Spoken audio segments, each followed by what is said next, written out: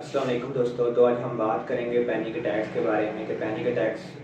या एंग्जाइटी का अटैक क्या है, इसकी अलामात क्या हैं, इसकी वजूहात क्या हैं और इस पैनिक अटैक्स का हम इलाज कैसे करते हैं। तो शुरू करते हैं कि पैनिक अटैक्स क्या है। पैनिक अटैक्स एक ऐसी कंडीशन है जिसके अंदर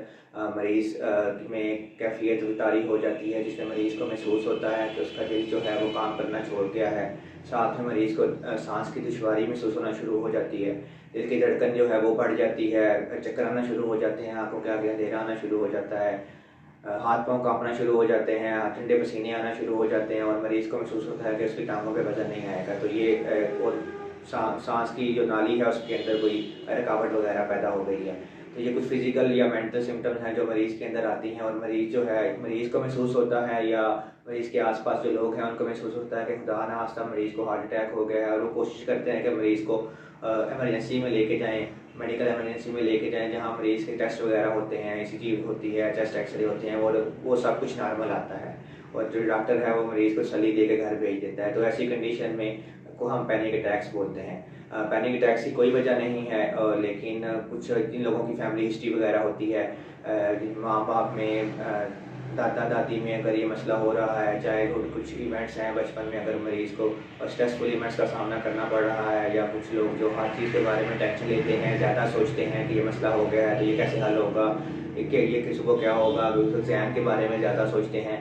या जो लोग अपने जिस्म पे ज़्यादा तवज्जो देना शुरू कर देते हैं, जैसे दिल की धड़कन है ये क्यों ज़्यादा हो रही है, मेरे जिस्म में ये चेंजिंग क्यों आ रही है, तो अगर तो अपने जिस्म पे ज़्यादा तवज्जो देते हैं तो उन लोगों में पैनिक अटैक्स जो है उनकी जो फ्रीक्वेंसी है वो बढ़ जाती है। और अब पैनिक डिसऑर्डर कैसे, अगर ये अटैक की फ्रीक्वेंसी ज़्यादा हो जाए तो, या 2 से ज़्यादा महीने में आना शुरू हो जाए तो पैनिक डिसऑर्डर बोलते हैं इसमें मरीज़ जो है वो जब इलाज जो है मरीज़ कोशिश करता है कि वो बाहर ना निकले, वो सीढ़ियाँ ना चढ़े, वो अपने साथ किसी बंदे को रखना, क्योंकि अगर अचानक ये इस तरह का मसला हो गया है तो मुझे कौन संभालेगा, तो ये सारा कुछ मरीज़ के अंदर डर पैदा हो जाता है। अब इसका इलाज कैसे करते हैं, तो इलाज के लिए मरीज़ को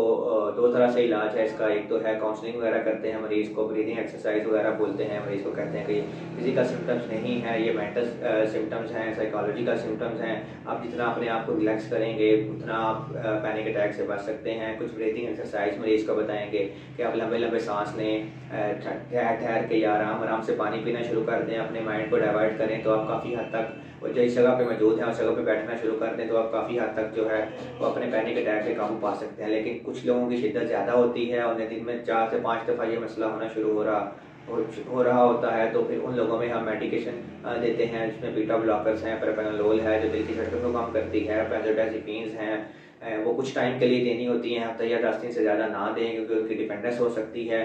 साथ में कुछ SSRI हैं जो न्यूरो